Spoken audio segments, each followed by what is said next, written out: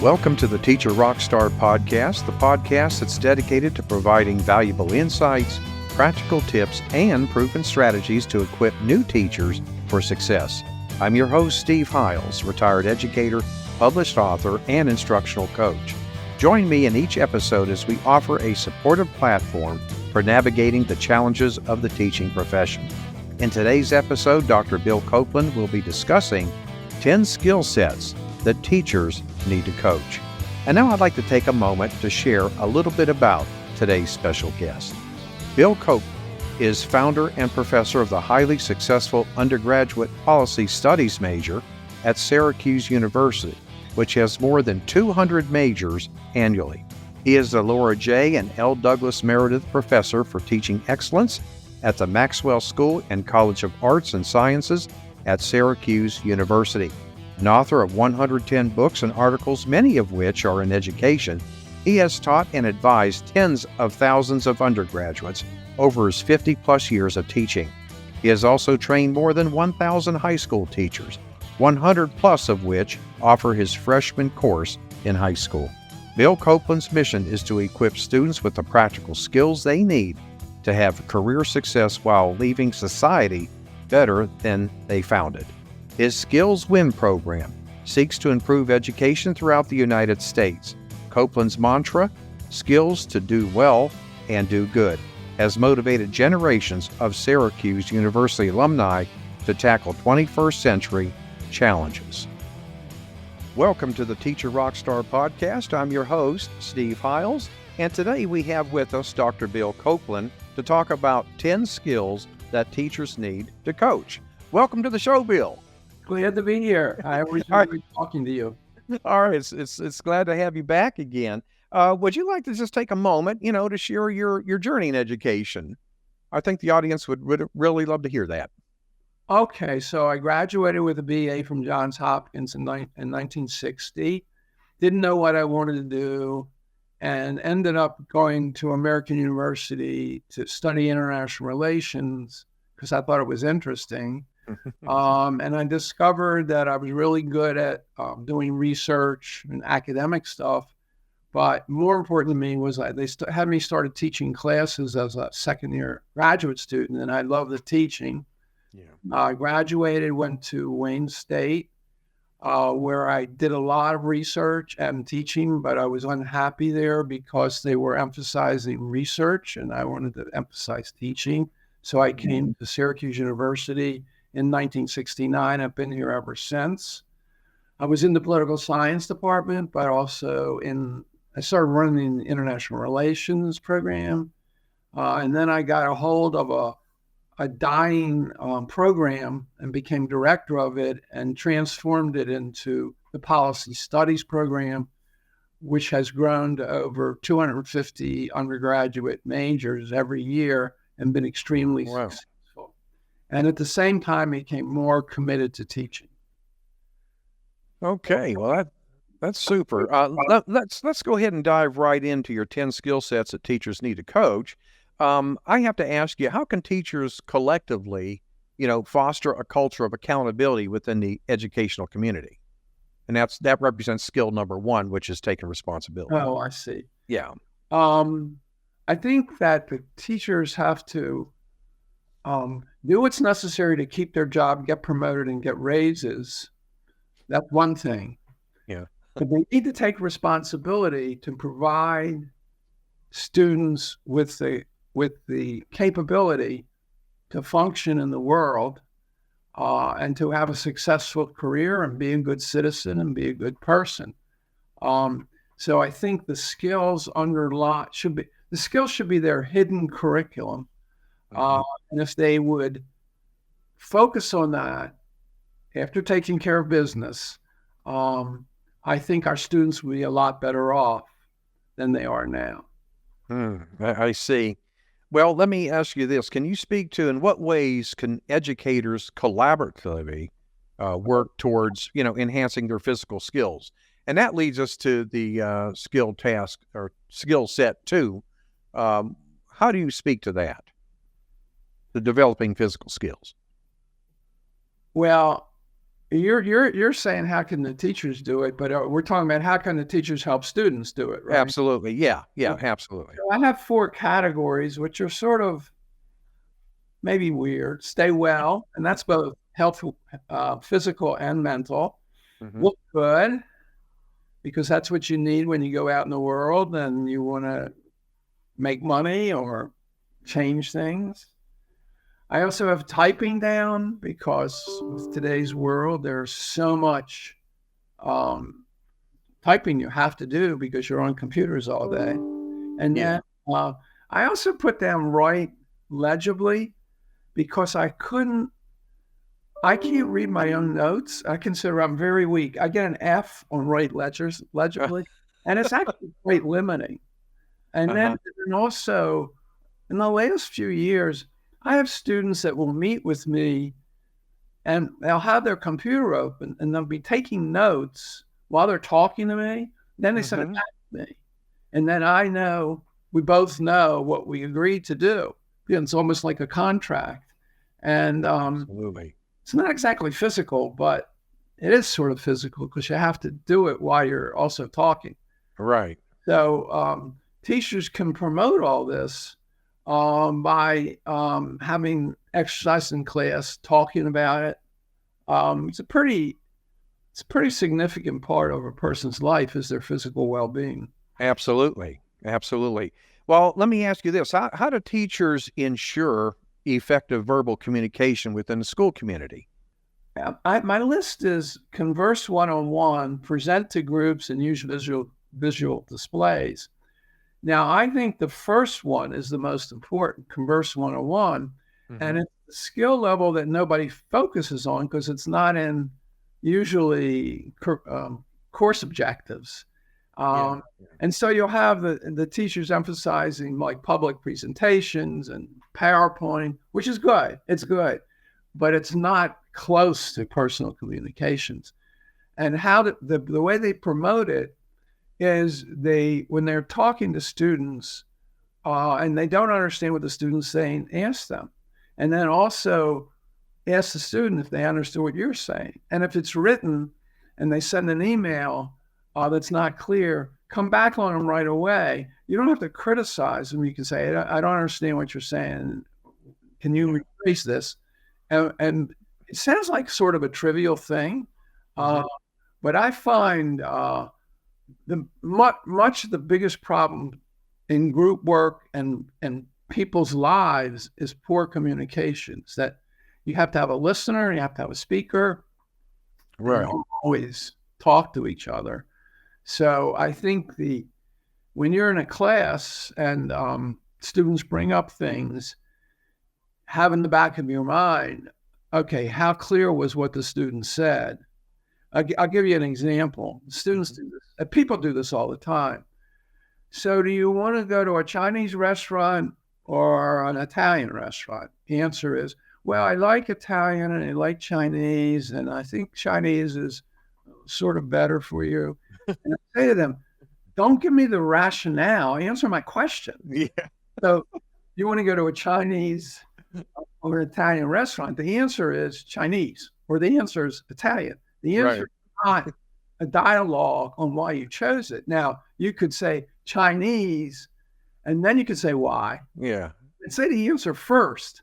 And if you ever talk to people, you see they don't want to say the answer first. I think one of the reasons is because they're not sure what the answer is. So they're trying to give themselves time and talk themselves into the answer. In the meantime, all this time is wasted and we don't know what the answer is. So that's just an example. And anytime you ask a student a question, a yes/no question, get the yes/no before they say anything else. And so I interrupt them and I say, well, yes or no, what? And then they'll say, yeah, no, yes. I say, okay, now why? So that kind of interaction has huge impact. And I think the way, and another thing to say is teachers are models. Absolutely, yeah. They're modeling their education, which is more important than what comes out of their mouth. then their directions, their explanations, and all that. Not as important. More important is how they model their own communications. Right. Okay. Absolutely. Well, Okay. I have to ask you though. So you talk about communicating verbally. Well, let's kind of shift gears and talk about communicating in writing. How can educators collectively, refine their written communication skills to produce clear and accessible information for their students? There's a problem with the education system is Yeah. that the people teaching writing are teaching writing for fiction or writing for how you feel. They're not teaching writing to communicate. They're teaching writing to express their views. Yeah. So this says communicating verbally, communicating in writing. I think students don't know how to write because most of the writing is taught by English, which is confused with English literature. So it's got to do with literature, which really, in the everyday world, that doesn't help. Yeah. That doesn't help to write like a novelist. Or what about poetry? I mean, that doesn't help. Not that you shouldn't do that stuff, but that's not teaching writing. So, I mean, freshman English is a mess. How so? How is it such a mess? Because they're having the students write things that are not professionally directed, like how do I feel about, I don't know, a conflict, or how do I feel about my relationship with my parent? How do I feel? They're writing about how do you feel. Then they say, and this is like Syracuse University has this, they're writing to teach students how to write in other disciplines. Okay. What's that about? When you get out in the real world, you're not writing to disciplines, to other professors. You're writing to your boss on this microphone rather than not microphone. Right. So therefore, their writing has a lot more words, and they use adjectives and adverbs, which should be avoided in writing. So if you read, there's a famous book called Strunk and White, Elements of Style. That's a little book, was written in the 30s. It's fantastic. And it says things like, don't use adjectives and adverbs, and don't say it is, get rid of it is and there are, because it just adds words, weakens the subject. There's a few things that students need to be trained on, that they're not trained on in freshman English. They're trained to write like scholars, and that doesn't work. It doesn't work. And then that seeps down into high schools where English is confused with English literature. So what are we teaching here? We don't even know what they're teaching. And then, of course, they don't teach grammar anymore. Like my students don't know what a noun is. These are college students. Well, they might. Gosh. They don't know the parts of speech. We are certainly in trouble if they don't know what a noun is in college. Noun becomes before an am if you have two, and if you have two independent clauses. They don't know that. Wow. They don't do it.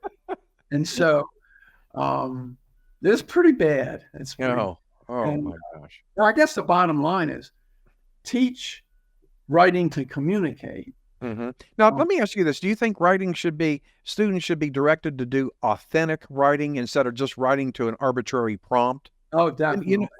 I think writing should be, my view, authentic, When I took this program over, I said, I don't want my students writing to professors. So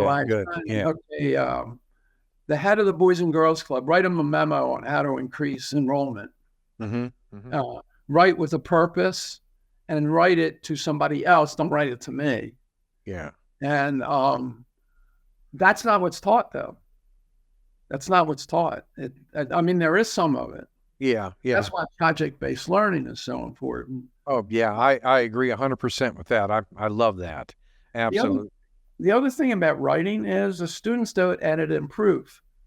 They've been trained through high school to finish their paper 5 minutes before they hand it in, instead of 2 days before they hand it in, so they can proof and edit it a day later. They don't do that because of the way they operate, and then the teachers let them get away with that. So editing and proofing, I mean, they don't even know what that word means, editing and proofing, some of them. Yeah. And so then there's the whole use of these word processing tools, Word, Microsoft Word. Mm-hmm. They're tremendously helpful. Tremendously helpful, although they are a crutch, which you could argue makes the student a weaker writer. You know how it finishes your sentence for you. Yeah. But first of all, well, that's the way it is. So that's not changing. Yeah. That you're not going to get rid of that. And I think it's okay. I mean, it's a crutch. Okay. And then there's and then all the online communications. Oh, yeah. Email. And I was going to ask you, the implications of Chat GPT on writing. Yeah. And how students could actually have that write their paper. I know. So that's another area. That's a big problem. See, that's not a problem for me because I'm about skills. That's a problem for content people. Mm-hmm. That the kids can get the content without knowing the content, right? Yeah. That's a big problem, which furthers my argument that it's the skills that is should be the basic curriculum of every teacher. Absolutely. Bill, let me ask you, working directly with people, can you describe a collaborative effort among teachers that exemplifies successful teamwork, let's say? Okay, so I have 3 things here. The first thing is they must have good relationships with other teachers. Mm-hmm. And that means everything they do every day builds that relationship or tears it down. So I'm a big fan of Dale Carnegie, who talks a lot about this. How do you get good relationships with people? And the number one suggestion is show an interest in the person, mm-hmm. at what they're doing, their family, all that kind of stuff. So I think some basic people skills, and I think Dale Carnegie covers it pretty well, is the first step. The teamwork thing is a really big problem. And the teachers themselves are pretty experienced with teamwork, but it's just very frustrating. Yeah. Because first of all, you have bad communications going on because they're not talking directly, answering questions. And then you have, well, who's in charge here?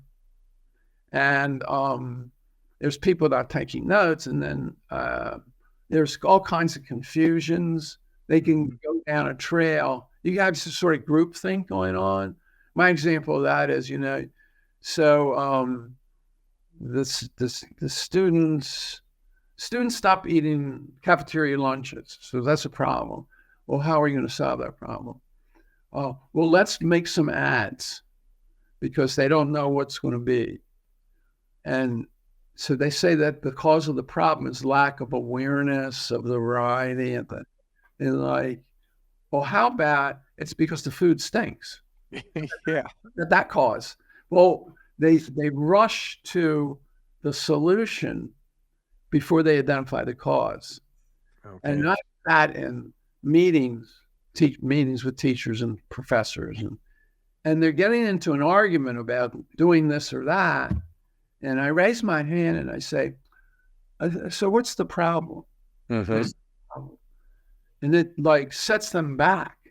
They don't know. They have not identified the problem. Yeah. That's step number one, isn't it? So I think you should be strategic. And the other thing is there's a lot of teaching going on in all these groups. Like you get a group together and they're together because they have different expertise. Mm-hmm.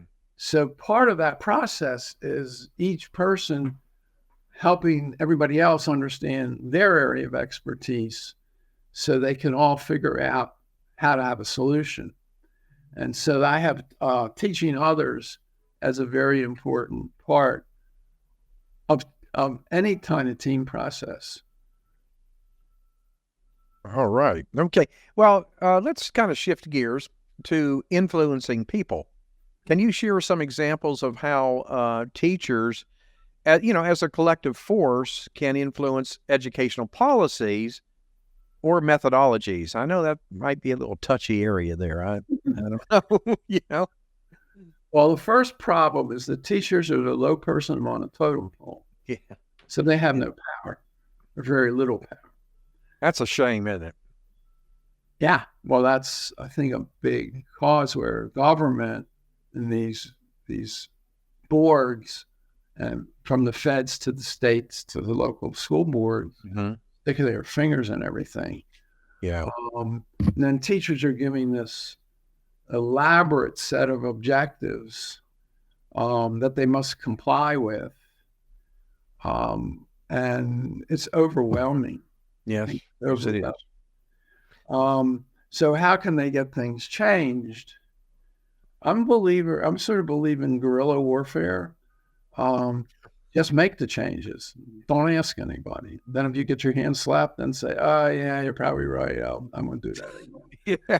So that's what I did through my whole career. That's how I built this major I built. Nobody knew what was going on. All they knew was my students liked it, and more students kept coming to it. So they sort of stayed away from it. They didn't get student complaints. Yeah. So if you're a teacher, if you want to make some changes in the classroom that aren't authorized, we'll just do it anyway. Don't do it on the day when a principal comes in and visits. Yeah. Well, obviously, not do anything that's going to get you, right, in hot water, but my list of things I have managed, there's a lot of ways you influence people managing. Well, teachers really are managers of their students. I don't think teachers, think of it that way. I think the most important thing you can do is think of yourself as managing an educational environment. What can I do that will create conditions that students will do things that will help them learn? And that doesn't mean talking. That doesn't mean giving lectures. The less you do of that, the better off you are, I think. So you have to look at it as a management. And then another thing is you have to be able to sell both to your students and others your ideas. And the sales, another word for sales is change agent. The biggest things salespeople do is change things. Change is very difficult. And so you have to realize that you're trying to figure out a way in which the person does what you want them to do without telling them what to do. And change agents, it's tough, but there are ways to do it. Show it's in their interest. Yeah. To act. Absolutely. I have this word politic wisely in there, which is politics is when you try and get a rule change or a program change that involves a certain number of people. And it's very difficult. I mean, you can see what goes on in national politics, but it's the same internally. You have to, first of all, know who the players are who have the most power. And then you should list those players and say, we'll be for, against, or neutral to this. And then if they're for it, they're your allies and friends. Maybe you can get them to help you with others who aren't for it. If they're neutral, then you have somebody to focus on. And if they're against what you want, then you have, do I try and convince them, or do I just stay away from them as much as possible? So there's rules you can use. Mm-hmm. And then I have under there lead effectively. I don't like that word. I put it in there. I don't really like that word because I'm not sure what it means. To me, it means having a vision and doing things to help accomplish that vision. So that's what leadership is. Mm-hmm. That's sort of a higher level of sales because you're dealing with a lot of people. So that's where I am with that. Okay. Are you a teacher facing daily challenges that leave you feeling exhausted and overwhelmed? Imagine walking into a classroom where students are engaged, enthusiastic, and eager to learn. Picture a teaching environment where your lesson plans seamlessly captivate every student's attention. Introducing our solution, a treasure trove of resources, strategies, and expert insights designed to empower teachers like you. Our newsletter is your gateway to proven classroom management techniques, innovative lesson plans, and the support you need to thrive in your role. Ready to take the first step towards a transformed teaching experience? Sign up for our newsletter today. Use the link in the podcast description to gain exclusive access to a wealth of resources that will reshape your classroom dynamics. Speaking to gathering of information, which is skill set 7, how can educators collaboratively implement effective strategies for gathering various types of information, ensuring that data-driven decisions that benefit the overall educational, experience? Yeah. First of all, I think Google is a huge asset. So don't be afraid to Google. Problem with Google is they give you a haystack and there's a needle somewhere. You should waste your time looking for a needle. Libraries are becoming more and more irrelevant because things are not in books, and even the books are electronic. But they do buy commercial databases. Mm-hmm. So my students do a lot of library work through the computer to the commercial databases that students have. And that would be the same thing for teachers. If they wanted to look at things, they maybe go to ProQuest or some of these commercial databases. Mm-hmm. A lot of research and gathering information has to come from talking to other people. So your interview skills become important. And you have to think of yourself as, well, I'm trying to get this information from my colleagues. How am I going to get it? Really trying to interview them. Yeah. Now, using surveys, everybody's using surveys all the time, and they're annoying, right? Every time you buy something, then Yeah. do and blah, blah, blah, blah, blah. But I think teachers could use surveys more. Yeah. Just ask the kids. And what did you like? What didn't you like? And what should we do? Those questions. Now, there's a tendency to want to create closed choice and elaborate surveys. Mm-hmm. I view that as political symbolism. It doesn't mean anything. The surveys are only going to be used to support positions. Mm-hmm. Surveys are almost always, have such a low sample that they really are useless. Yet everybody's doing them all the time. So I guess what's my advice? I'd sort of be very skeptical of surveys. Okay. Then the record keeping is another key thing that you need to do. And I think teachers should use Excel as much as they can. And I know they have these packages now where they keep notes on students. So I think you should have a system so that you can tell where each of the students is, and you can also look at the collective. So that would be my advice there. Okay, great.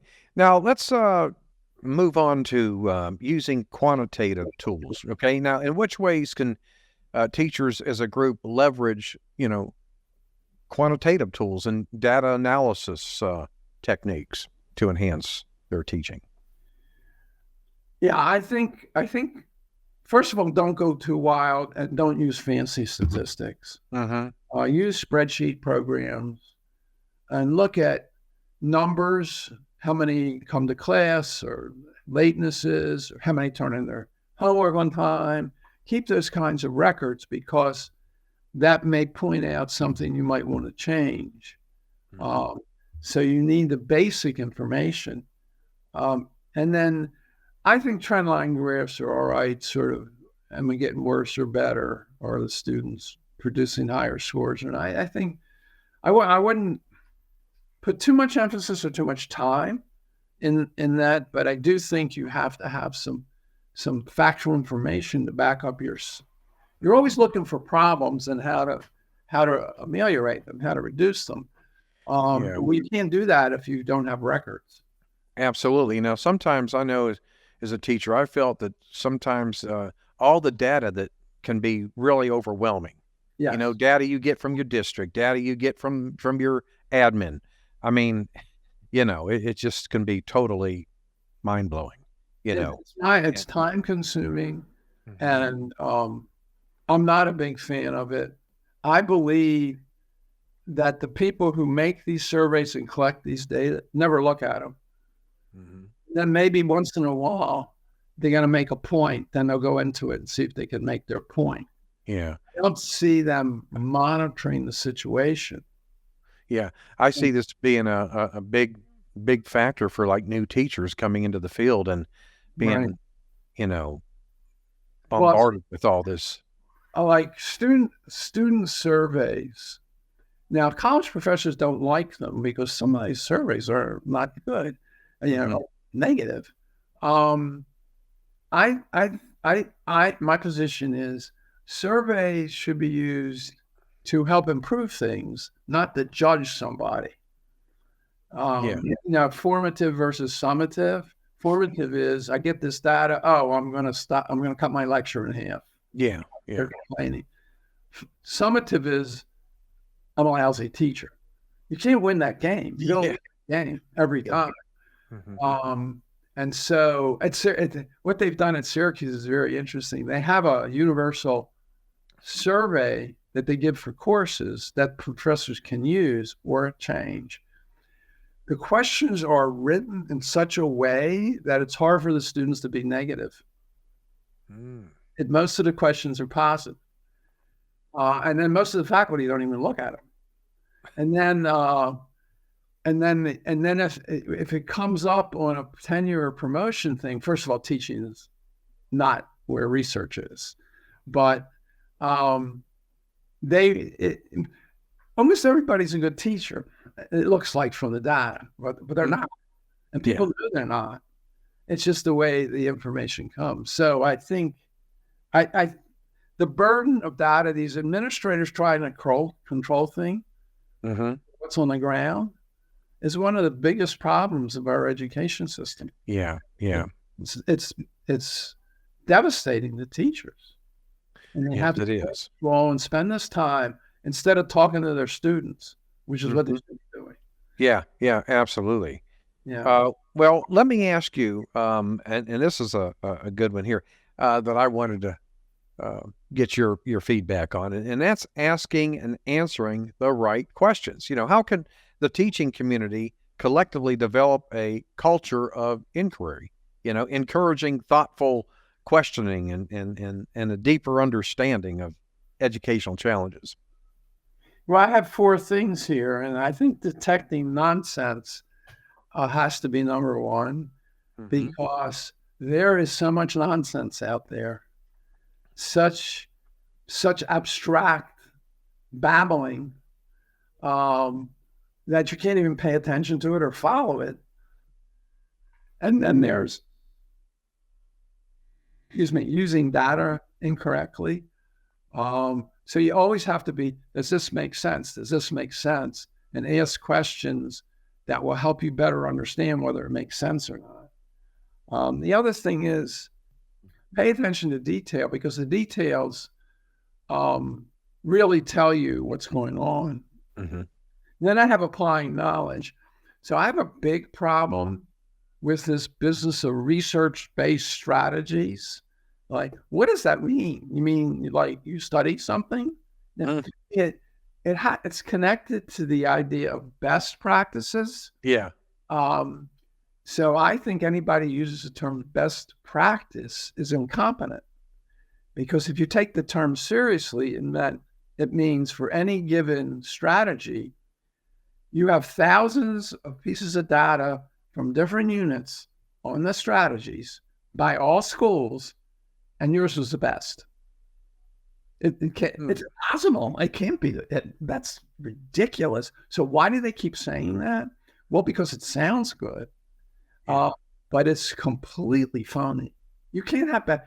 The concept of best practices came from quality assurance in the 80s, 70s, and 80s, which meant what's the best way to put a bolt in a tire, in a wheel? What's the best way? You use this machine, and then we'll do it 1,000 times, and we'll say machine X is the best. So yeah, that's the best practice, is to use machine X to put a bolt in a tire. Now that term got used to generalize to everything anybody does, including teaching. Well, how can that be? Because you can't measure it, you can't get data on it, and you can't make a universal statement that's better than any other practice. So I still hear people using that word, and I want to stop them. Well, why do they use that word? Because they're in the stage of arguing for things. They're manipulating symbols to get their way. I don't know if you're following me here. Yeah.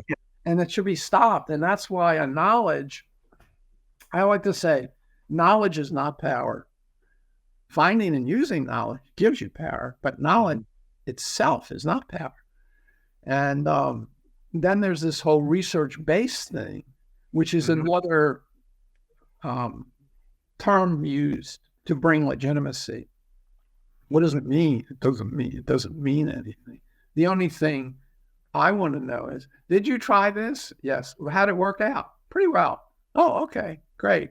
So you think it worked out well? Oh, so maybe that's a good strategy. That's as far as you can get. You can't get any further. Okay, you can get 10 people. You can ask 10 people that question, and you'll get an answer. Of course, you know what's going to happen. You're not going to get a consistent answer. So then, no. So I don't know if I'm babbling on here, but no. A good point. In other words, what about if a teacher experimented with different 2 or 3 different strategies for managing their classroom? And like, say they've done it 100 times. I'm just using that out there. And then they picked one. Well, wouldn't that be a best practice for them? For that teacher, yeah. Yeah, for that teacher. Okay. Universal best practice. Okay. All right. Well, that's what that implies when you say best practice. It doesn't mean one teacher found it worked. If you say my best practice, okay, yeah, I agree, but that's not how it's used. It means universally a best practice. Okay, very interesting. I have to tell you that. Okay, our final skill set is solving problems. And can you share examples, I don't know, at your university or how teachers, working together have successfully identified and addressed significant, challenges in education, in the educational environment? Like, Okay, I know a teacher. My course is taught in 50 high schools in New York State. So there's 50 teachers teaching my course. So we taught. And this one teacher said, I can't get the kids to turn their papers in on time. What should I do? Well, my answer is, well, fail them. But you can't get away with that. Yeah. So what he does is he tells them if the papers due Monday, if they get it in Friday, they get extra credit points. And then half of them will do it that way. And then if you get them in Monday, you don't lose any points. But if you attend it on Tuesday, you lose X number. Yeah. So the gimmick here was to try and get them to turn it in early. And he thinks it worked. I don't know whether it worked or not. But so the problem, it's a very specific problem, but it's sort of a big problem because it's a project-based course. If they don't turn in that unit of the project, then they're nowhere. It's not like taking a test. Taking a test is easy. It's So all those kinds of problems, you need to first be very clear exactly what the problem is. So if you're talking about they don't get their papers in time, you can be very clear. X% did not get their papers in time. Yeah. And then you want to come up with solutions, but you have to look at the causes. Why aren't the kids turning in on time? Well, part of the reason is because all the other teachers are letting them get away with it. So they've learned to not turn it in on time. Mm-hmm. And then there's procrastination, and some students have problems, and maybe the paper's too difficult. So maybe what are the causes? And then you sort of come up with a policy, and then you implement the policy, because it's easy to think of solution to problems, but you haven't thought of solutions to problems until you made it happen, right? Yeah. So I think he thinks it solved his problem, which it probably improved things, what he said. So, but that's the definition of what the problem is, and then what are the causes, and also how it's measured has to be at the base of problem solving. But people tend to go right to the solution without looking at being clear about the definition of the problem or being clear about the causes and not having good measurement. Okay. Well, Bill, let me ask you this. For what is the biggest takeaway that you would like to share with our audience today? What advice would you give to that new teacher, or even seasoned teachers for that matter? What's the biggest thing that from our talk today? Now, the biggest thing is in their own activities and also how they approach students is to focus on skills and experience. And teach. The content is good. They're going to teach the content they want, but what skill are they developing by doing that content? The content is the stuff where they practice the skill. And then you need to identify to the students ahead of time why that skill is valuable, not why the content's valuable. Mm-hmm. If the content's valuable, you don't have to say this isn't valuable content. Yeah. You have to say, well, we're going to study, the Revolutionary War, and I want you to sort of figure out how groups work together and kinds of pressures and tensions there are, so that you yourself could use it in your own life to be a team player, or if you're ever in some kind of conflict. So always relate it back to the student and how the student develops skills.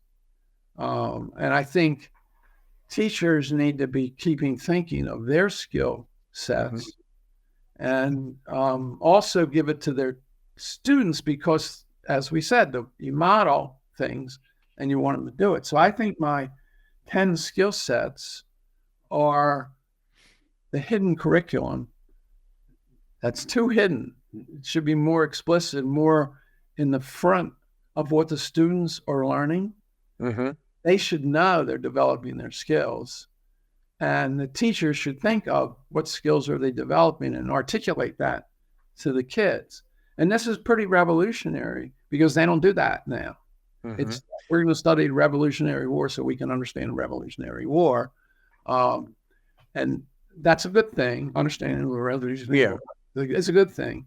But you're also teaching them problem-solving types of analysis. Perhaps collaborative group, exactly. Work, You give them team projects to do, and the skills goal of the team project is to develop their teamwork, but they're also learning about the Revolutionary War, which is absolutely. So I think the skills, in my program is called Skills Win, and it needs to be infiltrate the entire education system. And it is happening. It's happening. Yeah. But it needs to be much more explicit. Should it be, Bill, to kind of piggyback off what you're saying, should it be like a 50-50 thing? Because a lot of teachers are wondering, well, do I teach skills? Do I teach content? Or, you know what I'm saying? What's your take on that there? you teach skills that will generate the learning of content. So they kind of go hand in hand, right? It's not like one's more important than the other. No, well, to me, the skills are more important from an educational philosophy point of view, but you don't have to give up the content. The problem with the content is there's too much content and there's not that much agreement on the content. People changing it all the time. Yeah. And it's not, I like to say the content is like eating potato chips and the skills are like eating spinach. So okay. Maybe we could make a spinach potato chip.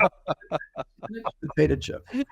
And now I think the skills are the most important. I think the problem is professors are into content mostly. And then the teachers went to college and got this content, and a lot of them love the content and they want to teach the content. Not so true for elementary and middle school, but for high school. The content isn't enough. It's just not enough. Okay. All right. How can folks connect with you, Bill? Well, the best way is billcopeland.com is my webpage, and it'll give you more additional information. It'll give you my email, which is wdcopeland@syr.edu. I have all kinds of materials I can share with them. And eventually we're going to be creating a subscription base in about a year for teachers, schools, mostly high schools, but schools. So my website's the best way to do it. And my books, I have a book called The Happy Professor, which sort of gives my educational philosophy. They might want to look at that. There's also a book called 10 Things Employers Want You to Learn in College, which goes through these skill sets we just discussed for what you get in college. And the title of that book is wrong. It shouldn't have been 10 skills employers want you to learn in college. It should be 10 skills employers want you to develop in college, because you don't learn skills. You develop skills. Yeah. The word learn means acquiring knowledge, which is not enough. Right. So I think that would be the best way to do it. And my books are on Amazon, so you can see what they are. And I'm always interested in talking. Okay. Who's interested. All right. Fantastic. Well, I'll tell you what, a lot of gold nuggets there, Bill, I have to say. And I want to thank you so much for you taking time out of your schedule to come on the show today. And, I'd love to have you back again at some point in the future. I want you to have an awesome day. Take care. And, we'll talk soon, okay? Okay, Steve. All right. You take care. Bye-bye. Well, my friend, we have come to the end of today's episode. I want to thank you for listening to the Teacher Rockstar podcast. I'm your host, Steve Hiles. If you have an idea for a topic, just shoot me an email. I'd love to hear from you. Also, to access the SkillsWin website, visit skillswin.syr.edu. The link will be in the podcast description. Well, there you have it. We'll see you same time, same place next week. And remember, my friend, you got this. The Teacher Rockstar Podcast with your host, Steve Hiles. We hope you've enjoyed this episode as much as we have. Make sure to hit that subscribe button and join our growing community of Teacher Rockstars. Until then, thanks for listening.